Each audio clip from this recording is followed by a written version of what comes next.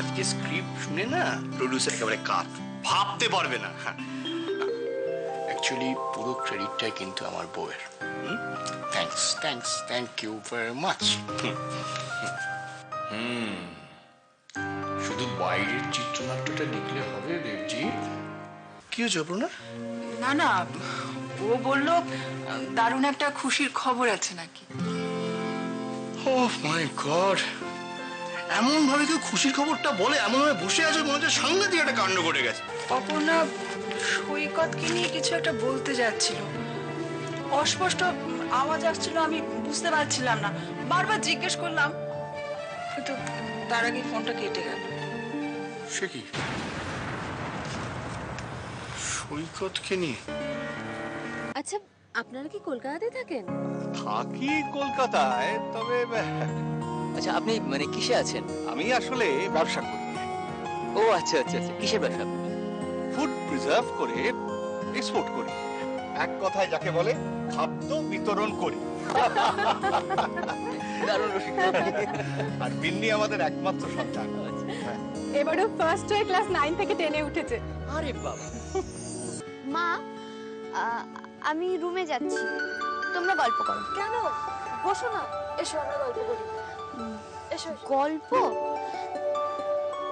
তাহলে কিন্তু খেলতে হবে। বাপি, তুমি রাজি তো? হ্যাঁ অবশ্যই। হ্যাঁ, তাহলে কাগজগুলো বের করো। সরো। অবস্থা আছে। হ্যাঁ সরে। আরে কৃষাণু, তুমি এখানে বসে থাকবে নাকি? এসো এসো। তুমি তো খেলার নিয়মটা জানো, তুমি পরপর নামগুলো লিখে ফেলো। ফেলছি দাঁড়া।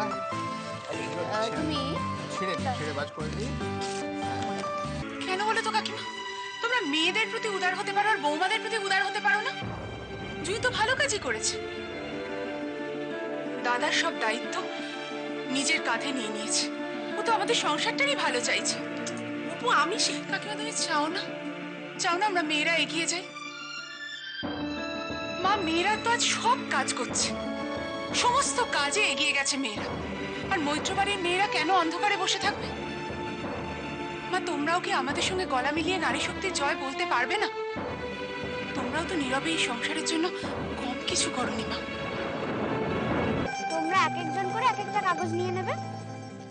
এইবার এই কাগজের মধ্যে যেটা লেখা থাকবে সেটা তাকে মুখাভিনয় করে দেখাতে হবে। আবার তার দলের এই উত্তরটা দিতে হবে। কোন দল? কোন দল? কেন? একটা ছেলেদের দল আর একটা মেয়েদের দল। ঠিক আছে, তাহলে আমি কাগজগুলো ফেলি। হ্যাঁ চলো চলো। এই তো নাও। এবার তুলবে তো? হ্যাঁ বল। অপু, কি করছিস রে? তোর মনটা খুব খারাপ মনে হচ্ছে। তুই কি করে বুঝলি? দাদা হয়ে বোনের মনের কথা বুঝবো না? অনেক তো করেছিস সবার জন্য, অনেক ভেবেছিস, এবার একটু নিজের কথা ভাব। এদিককার কথা তোকে কিছু চিন্তা করতে হবে না, আমি তো আছি নাকি? জানি রে, তাই জন্য তো মা বাবা জেঠির কথা আমি ভাবছি না। কিন্তু আমার বোনটা যে বড় একারে, তাকে বাড়িতে একলা ফেলে কি করে এত আনন্দ করতে পারি বল? দাদা, কে রজত? হ্যাঁ বল, কি খবর তোর? ফিরলি কবে? আচ্ছা, না না আমি ভালোই আছি। বুক স্টোরে কি খবর বল? সব ঠিক আছে? Good good. আমার গলা না ঠিক আছে রে, কিচ্ছু শরীর খারাপ নয়। না না, ওই একটু ঠান্ডা ঠান্ডা লেগেছে আর কি। হ্যাঁ, আরে হ্যাঁ রে বাবা, যাবো যাবো, তোর বুক স্টোরে যাবো, অপর্ণাকে সঙ্গে করে নিয়ে যাবো। ওকে রে, ভালো থাকিস, বাই।